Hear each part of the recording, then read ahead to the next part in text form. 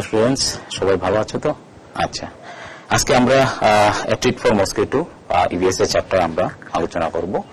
তোমরা লক্ষ্য রাখবে মশা থেকে সাবধান বা ট্রিট ফর মসকিটো। তো প্রথমেই তোমরা পেজ নাম্বার 67 বা 67 তোমরা বের করো। সেখানে দেওয়া আছে কি যে মশা থেকে সাবধান। সেখানে তোমাদের প্রথমেই দেওয়া আছে রক্তের পরীক্ষা। তো তোমরা পেজ নাম্বার 67 বের করেছো তো? আচ্ছা, ঠিক আছে, তাহলে চলো আমরা যাই পেজ নাম্বার 67।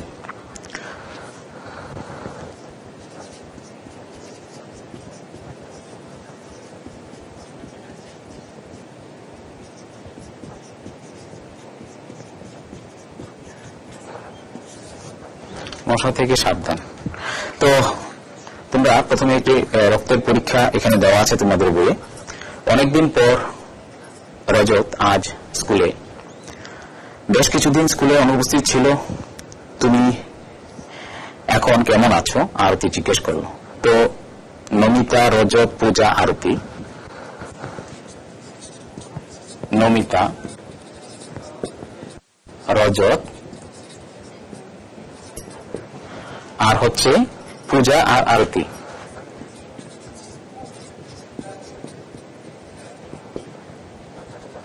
পূজার সঙ্গে আছে কি আরতি।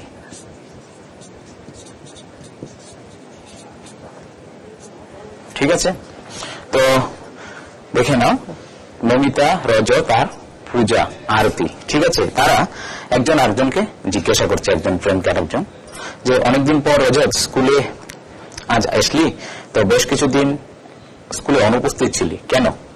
তো তারা একজন আরেকজনকে জিজ্ঞেস করছে, তো কতদিন স্কুলে আসেনি বাড়িতে। তারপর নমিতা বলছে বাড়িতে থেকে নিশ্চয়ই খুব ভালো খেলা করেছিস। তো রজত বলছে জ্বর হলে কার খেলতে ভালো লাগে। তো জ্বর, তারা শুনে অবাক। তো সঙ্গে যদি আরো ওষুধ খেতে হয় তাহলে তো আমাকে আবার সে রক্ত পরীক্ষা করতে হয়েছে। রজত তা বলছে তার ফ্রেন্ডকে। তো নমিতা বলছে রক্ত পরীক্ষা কেন? খুব কষ্ট হয়েছে নিশ্চয়ই। তো রজত বলছে না, সুচটা আমার আঙ্গুলে একটু জাস্ট পিঁপড়ে কামড় দিয়েছে এরকম মনে লেগেছে। মানে ওর ভাবে বলছে। ঠিক আছে, সে বললো যেন পিঁপড়ে কেটেছে এরকম লাগছে। পরীক্ষা করার জন্য ওরা 2-3 ফোঁটা রক্ত নিল। রক্ত পরীক্ষা করে জানা গেল যে আমার শরীরে ম্যালেরিয়া হয়েছে। তো রক্তের পরীক্ষার দ্বারা সে বুঝতে পারলো, সে রক্তের পরীক্ষা করলো। গল্পটা হচ্ছে তারা 4 ফ্রেন্ডের মধ্যে কথাবার্তা হচ্ছে। তো সেখানে রক্তের পরীক্ষা হচ্ছে। কে করেছে? রজত। রজত কি বলছে? রক্তের পরীক্ষা করে বলেছে যে আমার রক্তে যে আমরা পরীক্ষা করেছি সেই রক্তের মধ্যে ম্যালেরিয়া পাওয়া গেছে। তো ম্যালেরিয়া হলো গিয়ে জ্বর আসে প্রচন্ড। তো জ্বর আসাতে কি হয়, তো সে আরো দুর্বল হয়ে যায়। সে কি করলো, সেই কারণে বিদ্যালয়ে আসেনি। তো রজতকে যখন ও বলল যে তোমার কাছ থেকে যে রক্তটুকু নেওয়া হয়েছে 2-3টি ফোঁটো, সেই রক্ত মানে সেগুলো কি যখন সুইটা তোমার আঙ্গুলে ঢুকিয়েছে সেখানে কি তুমি ব্যথা পেয়েছো বা পুশ করেছো পরে? সে বলছে জাস্ট আমি একটু ব্যথা পেয়েছি, মনে হয়েছে যে পিঁপড়ে কেটেছে। তো যাই হোক, যখন রিপোর্ট আসলো দেখলো কি তার ম্যালেরিয়া। রজত বলছে ঠিক বলেছে, কিন্তু রক্ত পরীক্ষা করলেই সেটা জানা যায়। আমরা জানি যে আমরা যখন জ্বর হয়, যদি 2-3 দিন জ্বর থাকে, সাধারণ ওষুধ না খেয়ে প্যারাসিটামল বা ডোলো এসব ট্যাবলেট যদি খেয়ে না কমে, তাহলে আমরা বুঝবো রক্ত পরীক্ষা করা আমাদের খুবই প্রয়োজন। তখন রজত সেই কাজটা করলো। তার পিতাকে নিয়ে যখন গিয়ে রক্ত পরীক্ষা করালো তখন দেখলো কি তো ওর ম্যালেরিয়া। তো যাই হোক, তাদের মধ্যে কথাবার্তা শেষ। তারপর নমিতা বলল আমাদের বাড়িতে আজকাল খুব মশার উপদ্রব হয়েছে। তো নমিতা কি বলছে যে আমাদের বাড়িতে এখন খুব মশা বেড়ে গেছে বা উপদ্রব বেড়ে গেছে। তো কিন্তু আমার তো ম্যালেরিয়া হয়নি। একথা কে বলছে? নমিতা বলছে। তো আসলে আমরা কি জানি যে সব মশা কামড়ালেই যে ম্যালেরিয়া হবে এরকম কোনো কথা নয়। যে ম্যালেরিয়া রোগের যে মশাটা, স্ত্রী অ্যানোফিলিস মশা, ওই মশাটা এই একমাত্র ম্যালেরিয়া রোগের কারণ। সেই মশাটা যদি কামড়ায় কাউকে তাহলে তার কি হয়? ম্যালেরিয়া হয়। এখন দেখা যাচ্ছে ও বলছে যে আমাদের বাড়িতে তো প্রচুর মশা আছে, তাহলে আমাদের কেন ম্যালেরিয়া হয় না? নমিতা প্রশ্ন করছে। তো পূজা বলল, কে বলল সব মশা কামড়ালে ম্যালেরিয়া হয়? যে মশার শরীরে ম্যালেরিয়ার জীবাণু থাকে, তো কোন মশাটার শরীরে মানে জীবাণুটা থাকে? ম্যালেরিয়ার জীবাণু একমাত্র স্ত্রী অ্যানোফিলিস মশা। তো তারপরে পূজা যখন কথা বলল, তো আরতি আবার বলল সব মশাকেই তো আমরা দেখি যে একরকম লাগে। রজত বলছে নিশ্চয়ই ওদের মধ্যে কিছু না কিছু পার্থক্য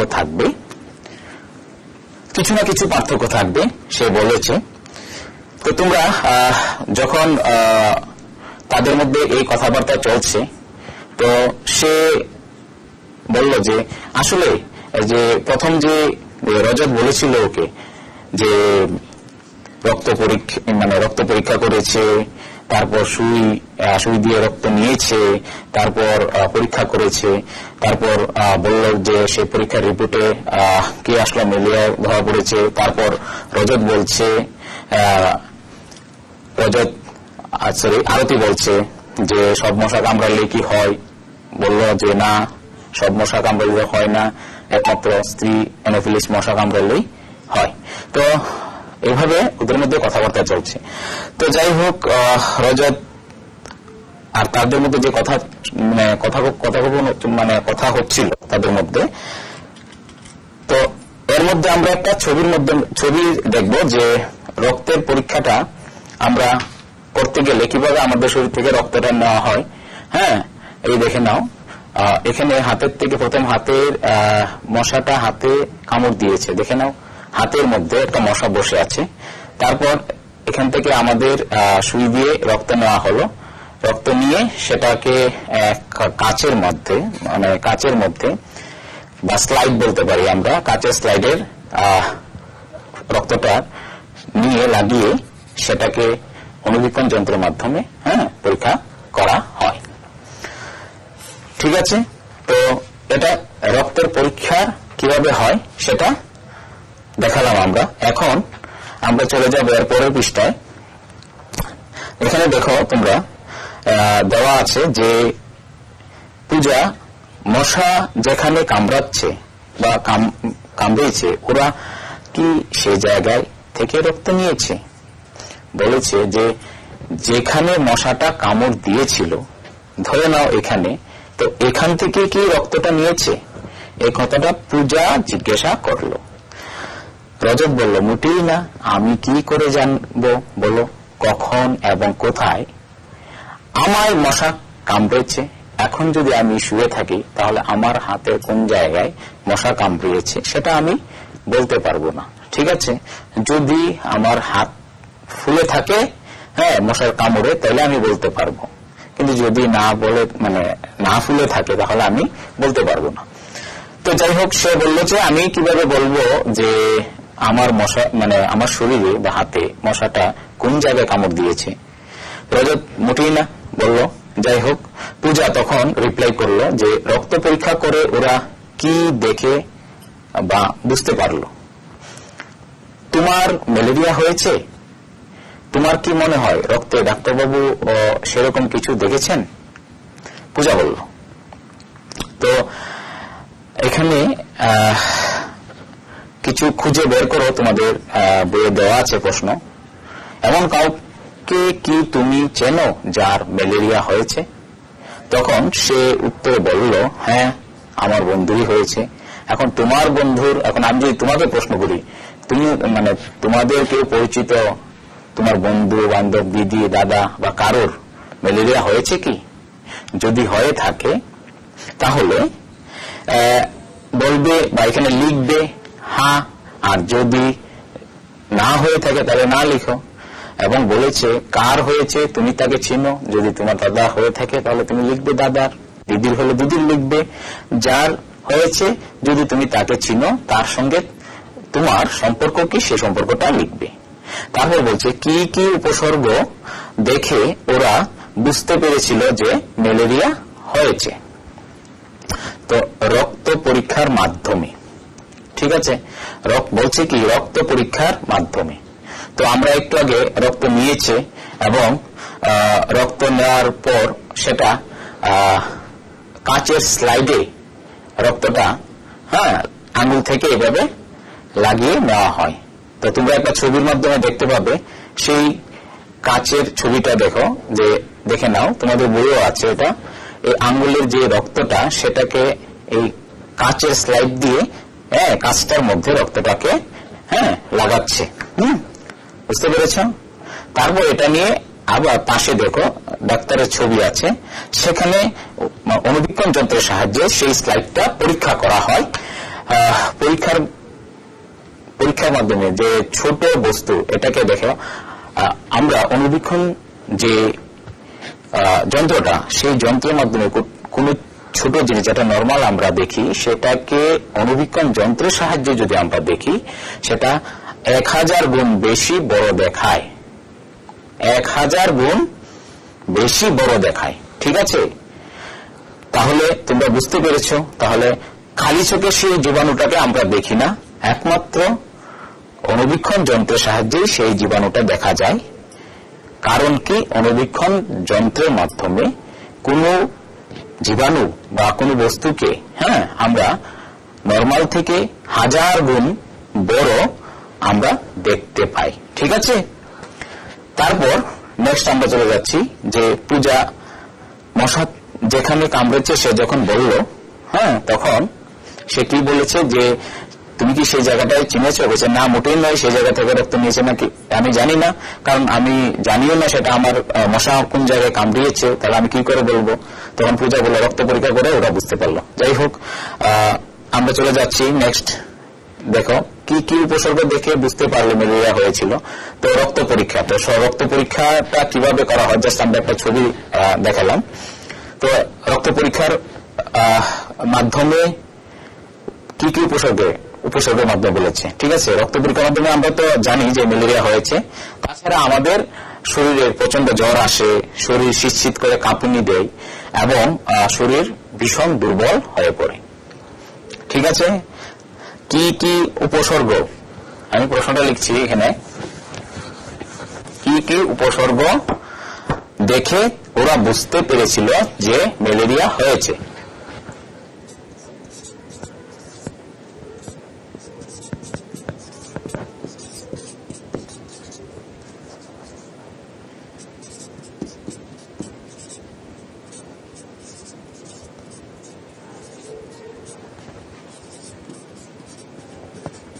কি কি উপসর্গ দেখে ওরা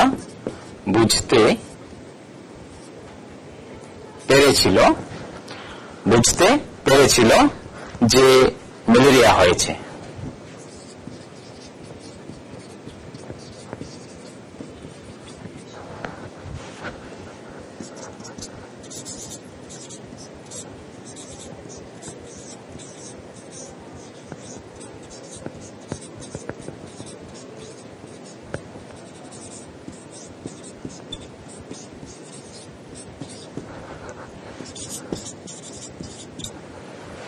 ঠিক আছে, তাহলে আমরা উত্তরে বলবো যে প্রথমে রক্ত পরীক্ষার মাধ্যমে আমরা তো জানলাম কি, এখন উপসর্গটা কি? উপসর্গটা হচ্ছে কি যে প্রচন্ড জ্বর আসে, তারপর কি শরীর শীত কাঁপুনি দেয়, আর দুর্বল হয়ে যায়। তাহলে প্রচন্ড জ্বর, আমরা বুঝতে পারবো আমাদের শরীরে তখন কি এভাবে আমাদের শীত আসবে আর কাঁপুনি দিয়ে কি জ্বরটা আসবে, আর জ্বরটা হবে প্রচন্ড জ্বর।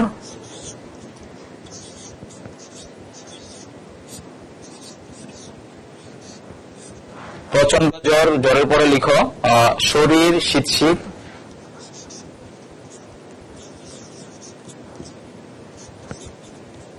শরীর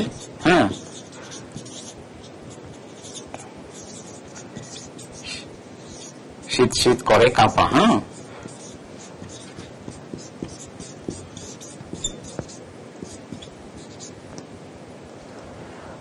ঠিক আছে।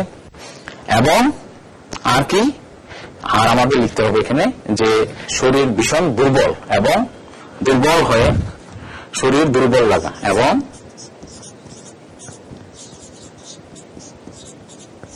শরীর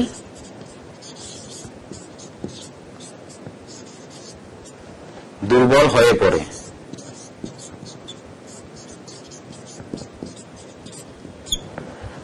ঠিক আছে, প্রচন্ড জ্বর, শরীর শীতে করে কাঁপা আর শরীর দুর্বল হয়ে পড়ে, এগুলো উপসর্গ।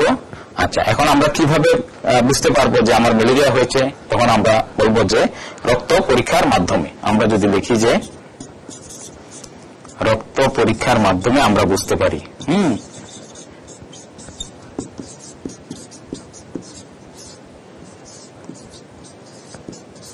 রক্ত পরীক্ষার মাধ্যমে আমরা বুঝতে পারি, ঠিক আছে, যে আমার ম্যালেরিয়া হয়েছে কিনা সেটা বুঝতে পারি। তারপর মশার কামড়ে আর কোন কোন রোগ হতে পারে? তো আমরা ম্যালেরিয়া তো বলেছি, ডেঙ্গু হতে পারে। তো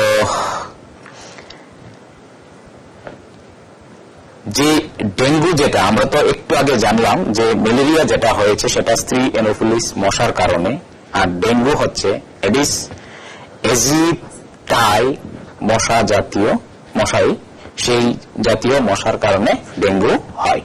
তো সেখানে ডেঙ্গু মশার কামড়ে কোন কোন রোগ হতে পারে সেখানে তোমাদের প্রশ্ন, তোমরা লিখতে পারো ডেঙ্গু ম্যালেরিয়া নরমালি লিখে ফেলো।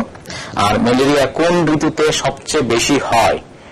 বর্ষাকালে বা রেনি সিজনে।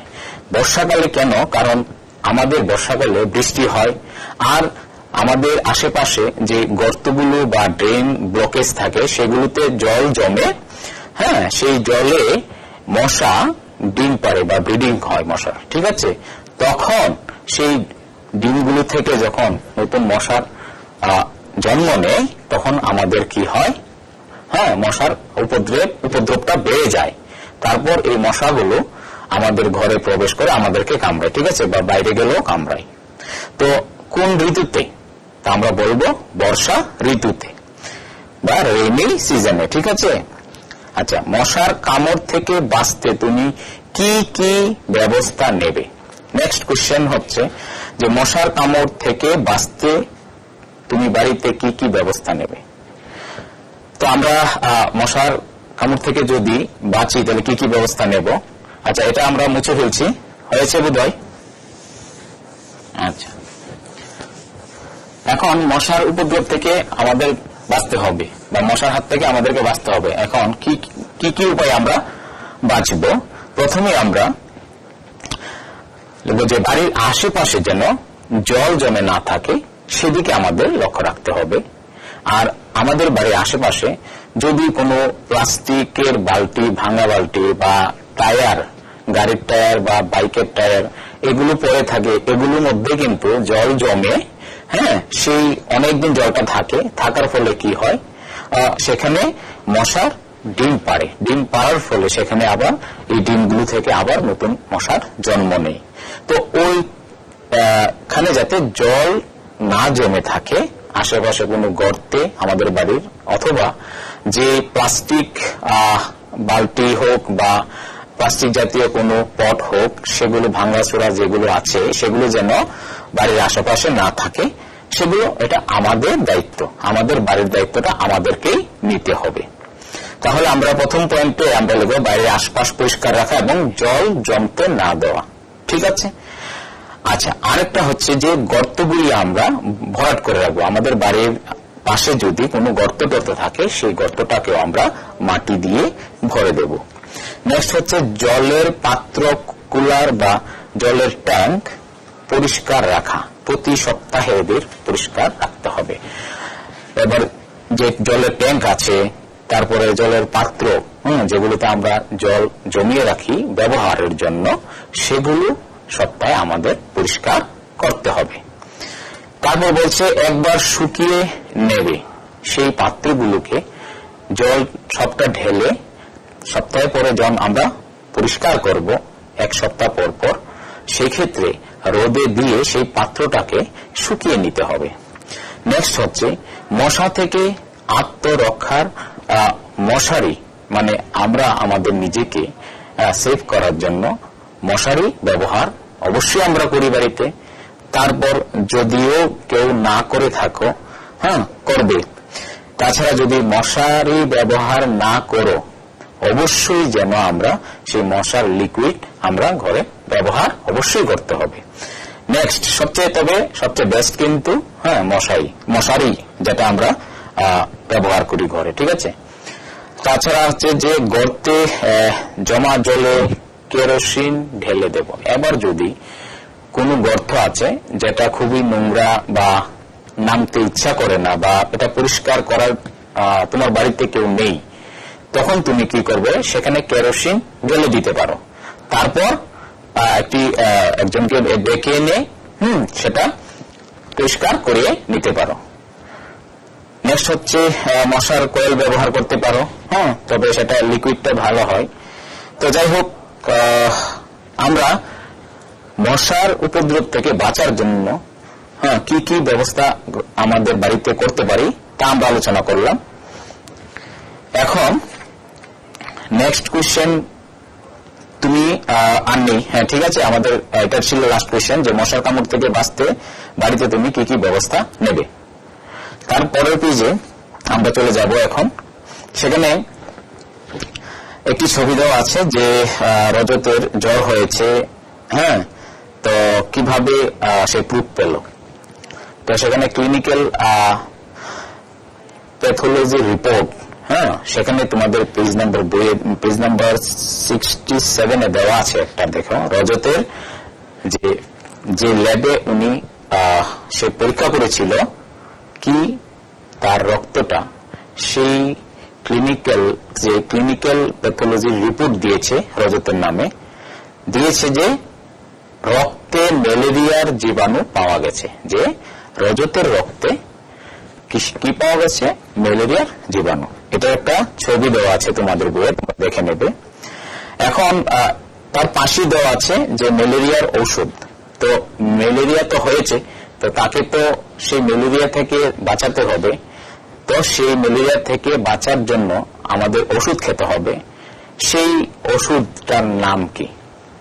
তো ডক্টর বলেছে যে ম্যালেরিয়ার ওষুধ বহুকাল ধরে সিনকোনা গাছের শুকনো ছালের গুঁড়ো দিয়ে যে ওষুধটা তৈরি হয় সেটা হচ্ছে কুইনাইন, ঠিক আছে। এখন সেগুলো ট্যাবলেট, সেই ছালগুলোকে গুঁড়ো করে ট্যাবলেট তৈরি করা হয় এবং ট্যাবলেট দিয়ে সেই জ্বরের সারাই কাজে ব্যবহৃত হয়। তো যাই হোক, সে ম্যালেরিয়ার ওষুধ আমরা কোন গাছ থেকে পাই? তো সিনকোনা গাছের ছাল থেকে। মনে থাকবে, সিনকোনা,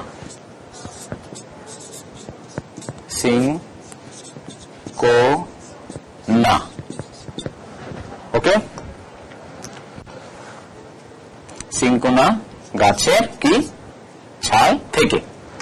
এখন সেই ছালগুলোকে শুকনো করে গুঁড়ো করে, ঠিক আছে,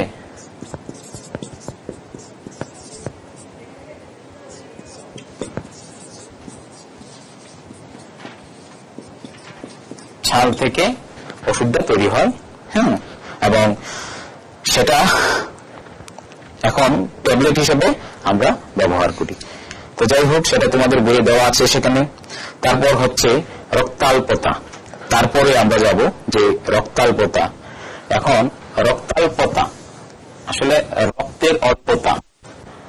রক্তাল্পতা মিন্স হচ্ছে গিয়ে কি, আমরা যদি সেটাকে আলাদা করি শব্দ দুটোকে, তো রক্তের অল্পতা, সেটাকে সংক্ষেপে লেখা হয় রক্তাল্পতা। এখন রক্তাল্পতাটা কি? আরতি বলছে, দেখো, রক্তাল্পতা সেটা আবার কি? আরতি বলছে, তুমি তো জানো যে আমারও একবার রক্তাল্পতা হয়েছিল, তখনও ওরা সিরিঞ্জ ভর্তি করে রক্ত নিয়েছিল। এবার আরতি বলছে, পরীক্ষার পর জানা গেল যে আমি রক্তাল্পতায় ভুগছি। এখন সেই রক্তাল্পতা মানে রক্তের অল্পতা, ঠিক আছে, রক্তের অল্পতা মানে রক্তের তার শরীরে রক্তের পরিমাণ কম।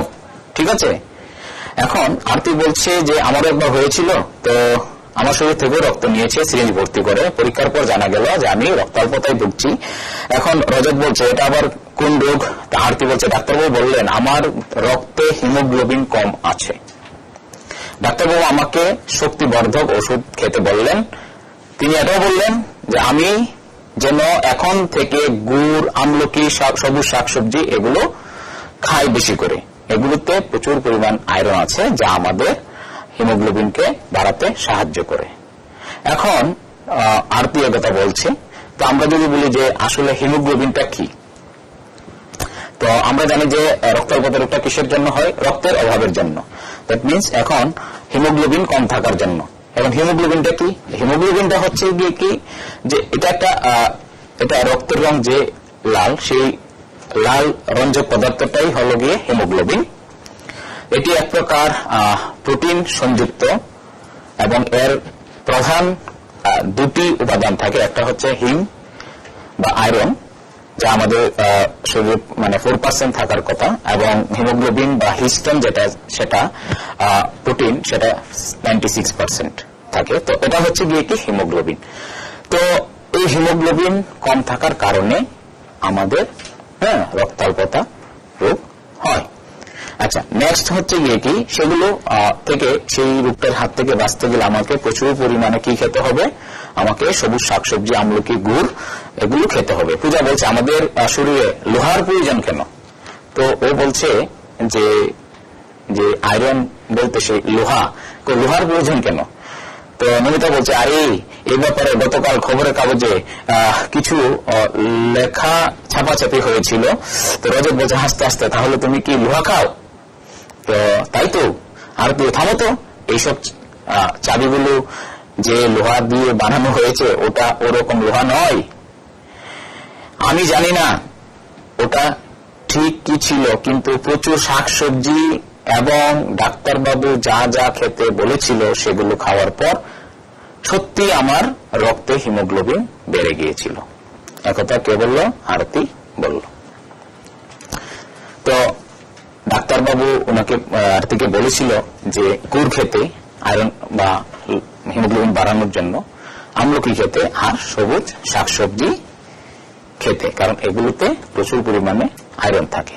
আয়রন আমাদের হিমোগ্লোবিন তৈরিতে, শরীরে হিমোগ্লোবিন তৈরিতে সাহায্য করে। এখানে তারপর তোমরা একটি ছবি তোমরা দেখতে পাবে, যেটা একটা মশার 4 নং ছবিটা তোমরা দেখতে পাবে। আচ্ছা ঠিক আছে, আমি আগে এটা পড়ে নিচ্ছি, দেখে নাও। যে একটু আগে বলেছিলাম যে আরতি একটি বলছিল যে চাবিগুলো দিয়ে বানানো হয়েছিল, সেই চাবিগুলো খাওয়ার জন্য এটাই কি লৌহ এরকম বুঝিয়েছিল। তো না, এটা এরকম না। তখন হাসতে বলে এটা এরকম না, এটা এই লৌহ নয়।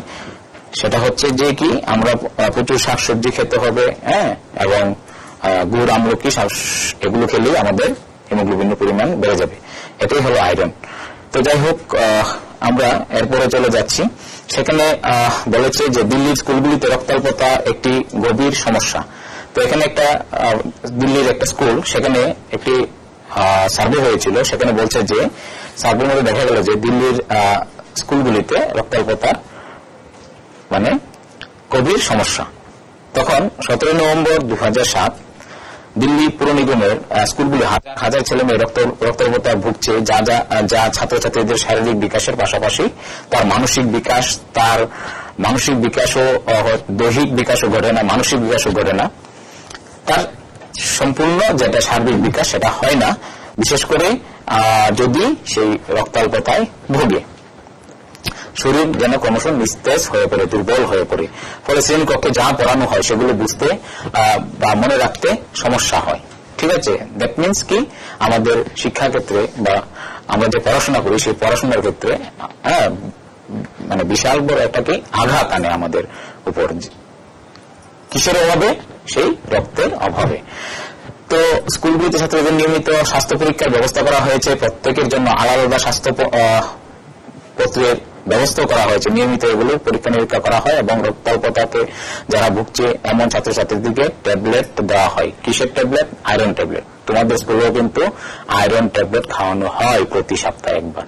ঠিক আছে, তোমাদেরকে যে ছোট ছোট বইগুলো দেওয়া হয় দেখবে এটা আয়রনের ট্যাবলেট তোমাদেরকে বলেও দেয়।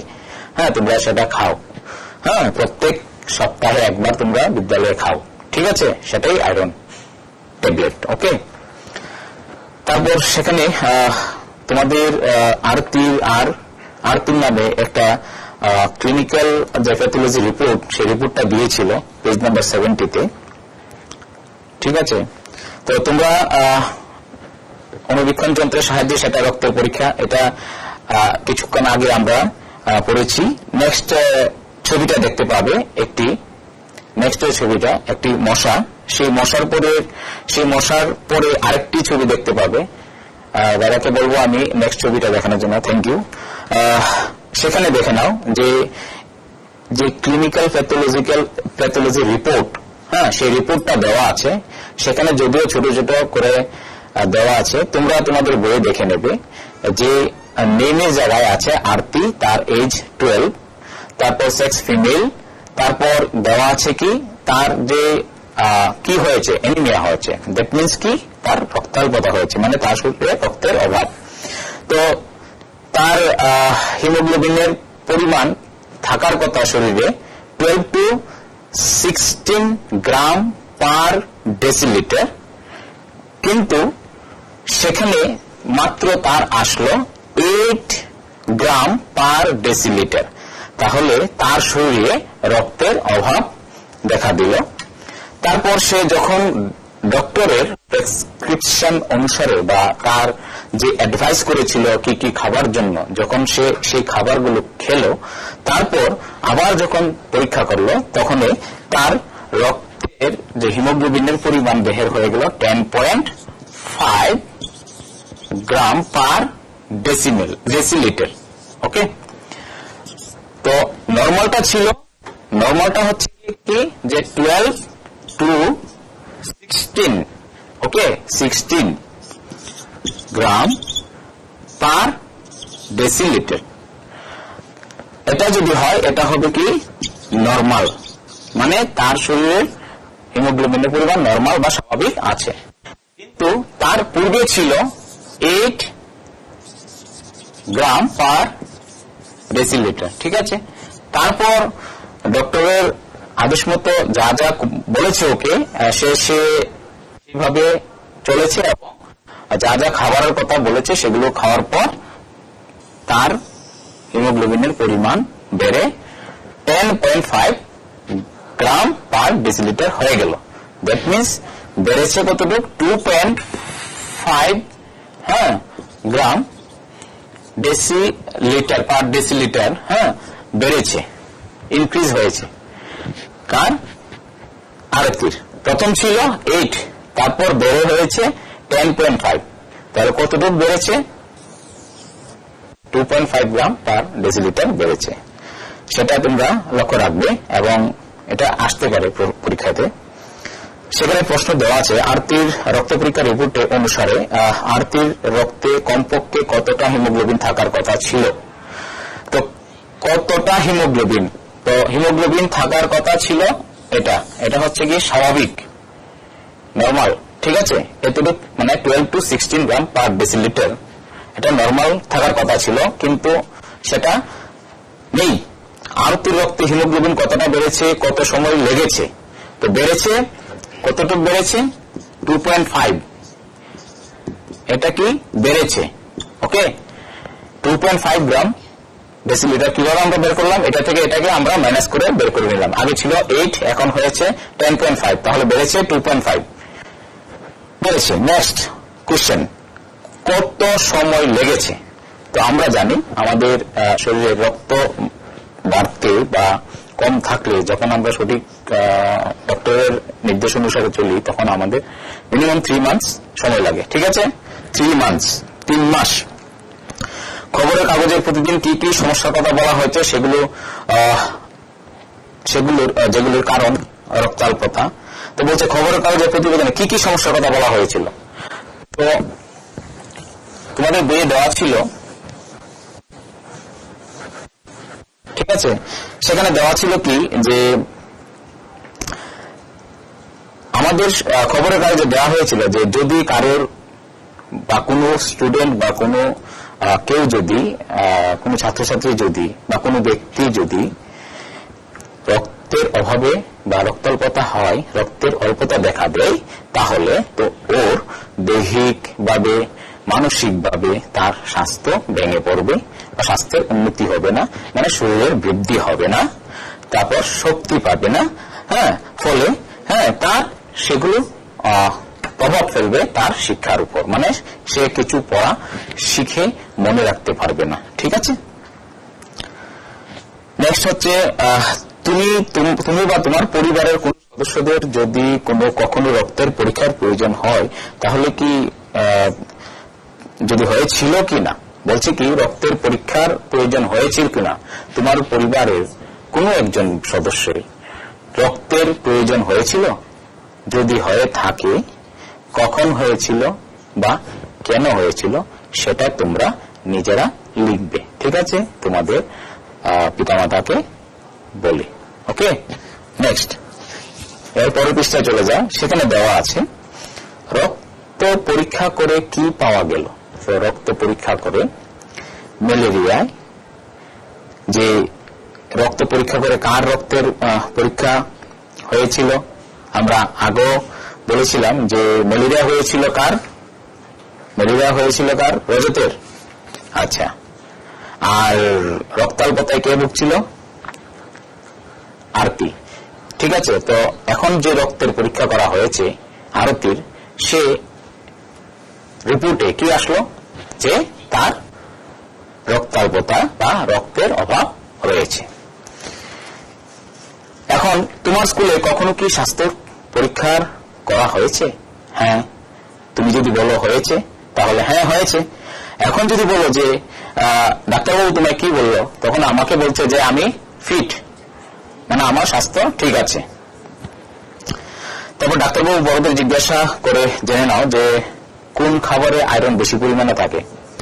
তো সবুজ শাকসবজি, পালং শাক, লাল রঙের মাংস বা রেড মিট আমরা বলি, সবুজ শাকসবজি, পালং শাক। আর পালং শাক যেখানেই পাওয়া যাবে বাবাকে বলবে বাড়িতে নিয়ে আসার জন্য। যদি কেউ রক্তের অভাবে বা হিমোগ্লোবিন শরীরে কম থাকে ওই পরিবারের সদস্য, তো অবশ্যই বাবাকে বলবে যে পালং শাক যদি দেখে সেখানে বাড়িতে নিয়ে আসতে। তাছাড়া সবুজ শাকসবজি, আর লাল বা মাংস বা রেড মিট যেটা।